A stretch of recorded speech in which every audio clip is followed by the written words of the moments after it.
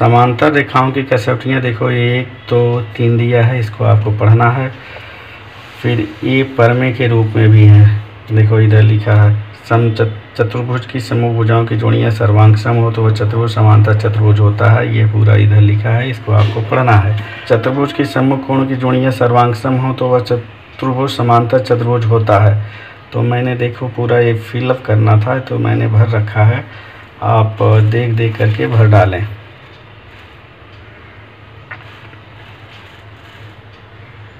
देख देख करके पूरा भर डालें और याद कर डालें।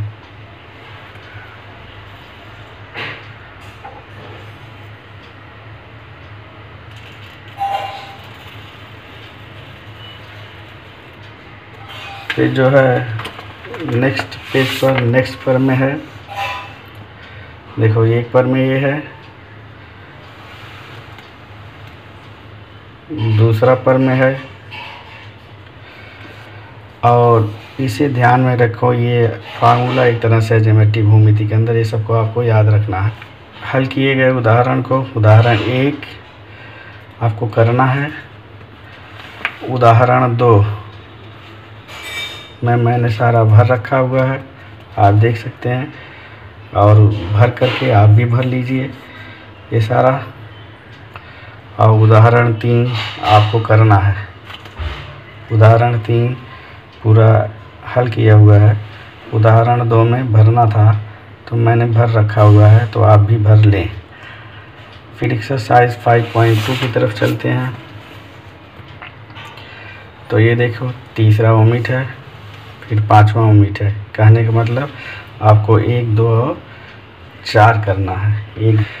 5.2 का पहला सवाल है, चतुर्भुज ABCD एक समांतर चतुर्भुज है और PAB का मध्य बिंदु है, CD का मध्य बिंदु Q है।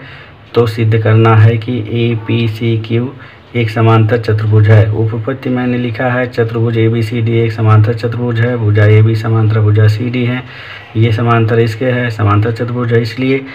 और लिखा है कि APB एक ही लाइन पर है, CQD एक ही लाइन पर है, ये मैंने लिखा है, इसलिए A से P और C से Q भी समांतर होगा, मैंने उसको एक नाम दिया। और AB बराबर CD है, क्योंकि ये समूह समांतर चतुर्भुज की समूह भुजाएं हैं, समूह भुजाएं सर्वांग सम होती हैं, तो उसका आधा भी बराबर होगा। तो आधा AB का आधा और CD का आधा, तो हमको क्या लेना है, एक लेना है AP और दूसरा लेना है CQ। AB का आधा AP लेना है और CD का आधा CQ लेना है। तो यहाँ से ये दोनों AP बराबर CQ भी आ गया है। तो समीकरण 1 और 2 से चतुर्भुज APCQ एक समांतर चतुर्भुज है, ये सिद्ध हुआ। फिर दूसरा सवाल में चलते हैं कि चतुर्भुज PQRS एक आयत है, PQRS एक आयत है, तो सिद्ध करना है कि क्या यह एक समांतर चतुर्भुज होगा। तो मैंने उपपत्ति लिखा, चतुर्भुज PQRS एक आयत है, तो आयत की समूह भुजाएं सर्वांग सम होती हैं, PQ बराबर SR और QR बराबर SP, ये मैंने लिखा। अब दो ये इसको मिला दिया एक विकर्ण को, तो मिल गया PQR और मिल गया RSP, दो त्रिभुज मिल गया। दो त्रिभुजों में PQ बराबर RS यहाँ 1 से, और कोण PQR बराबर कोण RSP, ये Q और S 90 डिग्री है, कारण आयत के कोण है 90 अंश है। और भुजा QR भुजा SP ये 1 से निकला है, सम्मुख भुजाएं हैं, इसलिए त्रिभुज PQR सर्वांग सम त्रिभुज RSP भू को भू कसौटी के द्वारा सर्वांग सम होगा। अब ये दोनों त्रिभुज सर्वांग सम हो गए, तो कोण RPQ ये वाला कोण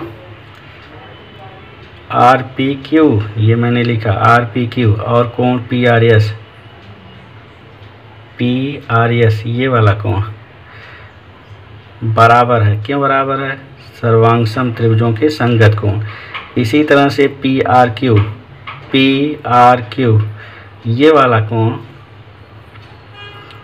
PRQ देखो इधर लिखा, और RPS ये वाला कोण भी बराबर है। क्यों, क्योंकि सर्वांग सम त्रिभुजों के संगत कोण है। परंतु जो दो को मैंने लिखा, दो से क्या लिखा कि ये दोनों सर्वांग सम हैं, क्योंकि सर्वांग सम त्रिभुजों के संगत कोण है, साथ साथ ये एकांतर कोण भी हैं, इसलिए ये और ये एकांतर कोण है, ये वाला और ये वाला एकांतर कोण है, इसलिए पी क्यू और R S, P Q R S समांतर रेखाएं हैं, समांतर भुजाएं हैं एकांतर कोण कसौटी के द्वारा। इसी तरह से ये दोनों भी कोण जो है पी आर की और आर पी एस बराबर हैं, परंतु ये एकांतर कोण भी है। इसके लिए क्यू आर और एस पी या पी एस जो है समांतर हैं।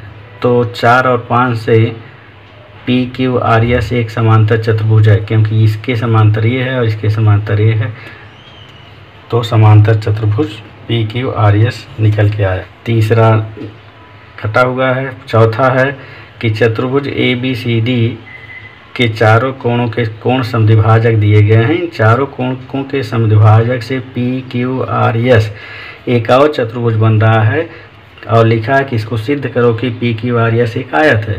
पी क्यू आर एस एक आयत है। तो उपपत्ति कैसे लिखा जाए? ए बी सी डी एक पैरेललोग्राम है, समांतर चतुर्भुज है, इसलिए कोण ए और कोण डी ये क्रमिक अंतःकोण है, 180 अंश आएगा। इसका आधा करो, आधा करो, आधा करो, तीनों जगह आधा कर दिया तो मिला ये डी ए एस और यहाँ मिला ए डी एस, और 180 का आधा 90। अब त्रिभुज ए एस डी में तीनों कोणों का मान 180 अंश होता है, तो हमको ये कोण का मान निकालना है, इस कोण का मान निकालना है, इस कोण का मान निकालना है। तो क्या करेंगे? 180 में से ये दोनों कोणों को घटा देंगे, तो ये दोनों कोणों को घटा दिया। 180 अंश माइनस ये दोनों कोण का मान 90 है, तो 90 घटा दिया बराबर 90 अंश आ गया। परंतु ए एस डी ये देखो, और पी एस आर ये दोनों शीर्षाभिमुख कोण है, ये दोनों शीर्षाभिमुख कोण है, तो दोनों मानों कितना हो जाएगा? 90 हो जाएगा। तो ये 90 2 हो गया। इसी प्रकार पी क्यू आर ये भी 90 अंश हो जाएगा। फिर जो है कोण डी धन कोण सी 180 अंश क्रमिक अंतःकोण होगा, इसका आधा, इसका आधा, इसका आधा, तो ये 180 का आधा 90 आ गया।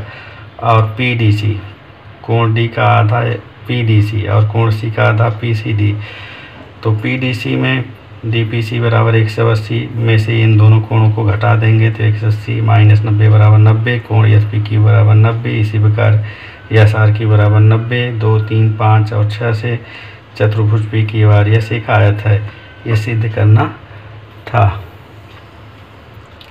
फिर 5वां जो है ये ओमिटेड है।